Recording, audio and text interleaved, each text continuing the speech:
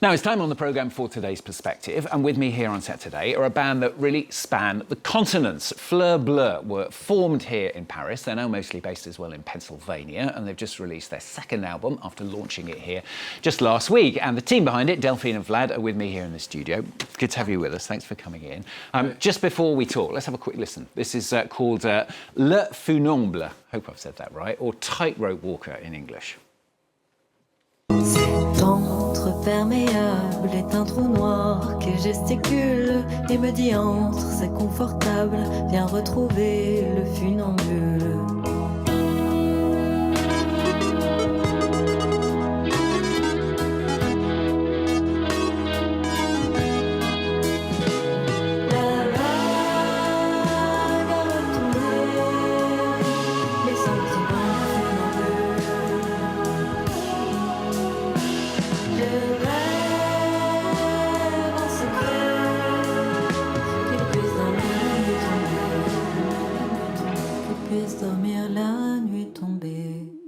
Great to have you with us. I'm glad you've taken the makeup off. That would have been very gold, very gold. It's great sounds from the new album, Question Marked Upon the World. Tell us about the track as well, and tell us about what your motivations were for the track. For Le Funambule, which means the tightrope walker, as you said before, it's a song I wrote after work about the alienation at work. So feeling depressed, not finding any meaning in your work, the moment when you come home at night and you meet the dark of your entrance, and you have this realization of your life not belonging to you anymore.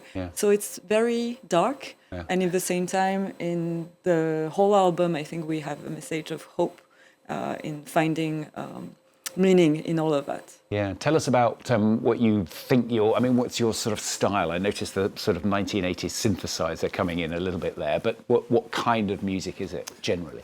Exactly, we say our music has roots in the 90s. Bands like we were very big fans of this American band called Mazzy Star. They're also a duo, and other bands like Lush, the English band Lush. So it's a style called shoegaze, dream pop, also Cocteau Twins. These are our, core references. But we are blending it with more contemporary elements. We have synthesizers, so drum machine beats in our music, and can I add also French chanson, because we're both French. Exactly. I saw a reference to the Smiths and to Françoise Hardy, the French singer as well. Both are equally important for us. Yes. So tell us about that connection, the geography, if you like, because I understand you were formed here in Paris, but then you spent a lot of time in Pennsylvania as well. How does this come about? How does this work? It's a good question. We just followed our fate, we would say. We're both scholars on the side, we're both professors, and it's really hard, as we're also a couple, it's really hard to find a job in the same place, but the only jobs we found were in the US, in the middle of Pennsylvania. So we said, and at the time we really had the idea of moving there because we had a tour in 24, we really loved this tour, and we felt like a strong connection also musically, humanly, etc. there. So there was this project. And we ended up last year to move from Paris to this small town in the middle of Pennsylvania. And I think it resonated with our music as well. That's such a change, though, isn't it? I mean, to move from here to there. It is amazing. Yes, actually, it's a great experience because we are living in a small town surrounded by woods and animals,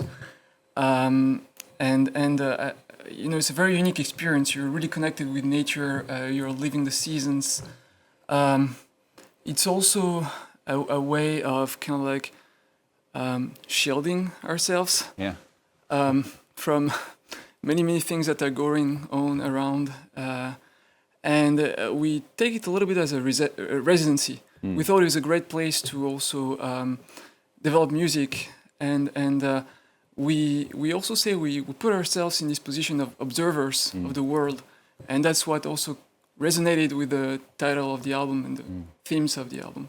And how does the music go down there as well? I mean, you sing in English as well sometimes, don't you? Oh, yes. Both in French and in English equally. I would say 50% of the songs are in English and 50% are in French. I think it comes from our influence, and it's also a way to address our music beyond France, and it has always been the case, I guess. We both grew up actually. I mean, both our parents are from a foreign origins. Actually, both of my parents are Bulgarian. You're half Mauritian Chinese, and actually both our parents have a very strong English culture because these were the music that they were listening to. So we grew up with a lot of English music. Yes. We both loved the Beatles. I mean, that's a classic, but you know, it's Yeah, Mauritius was part of the Commonwealth, right? So my mom, she grew up with like the British system. Yeah. So I think it influenced us in a way that Yeah. we're French, but also influenced a lot by English-speaking music. I mean, when I started right at the top there talking about spanning the continents, I mean, there's even more spanning of continents going on in your heritage as well, by the sound of it as well. Yes. But I mean, going back to that question about logistics, I mean, how do you manage to move a band between two countries? I mean, it must be chaotic, I assume. Oh yes, it was chaotic. I mean, that was all in the same time, right? There's international move, but also with the music, we had all our network, I would say, is in Paris because we started here in Paris. So it was hard, and in the same time, it was positive because, Paris, we love this place. In the same time, we're suffocating at some point with the work, with city life, polluted air, all this cliche about the big town. We lived above a bar, so we had a lot of noise, etc. So there's all these things about living in a big city that are inspiring, but that are also limiting. And I think to start somewhere else, it's like a rebirth, and you need it sometimes. And presumably that gives you a lot of new ideas for music and for songs as well, because those two different worlds give you a completely different perspective. Oh, yeah. Yes, very much. Actually, we're already working on our third album. We are, I mean, it's true. Like such a big move. It's very inspiring. You have, this very new environment. This, I mean, Pennsylvania is a state with a lot of contrasts. And as I was saying before, we're observers of these contrasts. And I lived in the U.S. in the past. Actually, I studied. I did my PhD in UC in Los Angeles, but Pennsylvania is very, very different, and we're exploring this place. We're meeting very, very, great people, very interesting people who bring us like a new perspectives. Exactly. A new reading also of a political state because it's different from here. Also, just being surrounded by a different context in a small town. It's also a way to read again our corpus, our songs, with this new color, I would say. Right. You mentioned earlier on you're a couple as well. I mean, and you met, I gather, and sort of started this back in 2019, 7 years ago now. What came first between the two of you? Was it the relationship, or was it the music, or did the two come at the same time? That's a great question. Yes.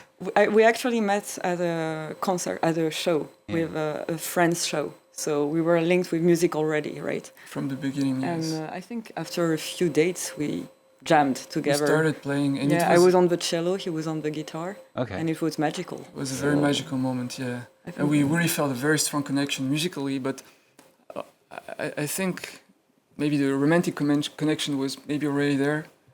But it kind of happened in the same time. Yeah. Okay, so love blooming from the music. And Fleurbleu, talking of blooming, blue flower, literally. Why blue flower? So, as you maybe know, blue flower in French is an French expression that designates people with very romantic people that have a tendency to idealize or romanticize the world, in a way also to kind of run away from the chaos of the world. So it also designates artists and their inspiration to disconnect from the world, because the world is damaged. It's so hard to be connected with the world and create your own world, artistic world. And actually, Fleurbleu, the blue flower, it comes from a German novel from the writer novelist, for whom the blue flower was the symbol of escaping the real war, the chaos of the real war, and connecting with intuition, inspiration, and you know, the world of dreams. And we felt very connected to that meaning as well. Okay, well, good to have you with us on the programme today. The romanticism and the music there of Fleurbleu. Thanks very much for coming in and talking to us on the programme. Good luck with the new album as well. Hope it goes well. Thank you very much for having us. Very much once again.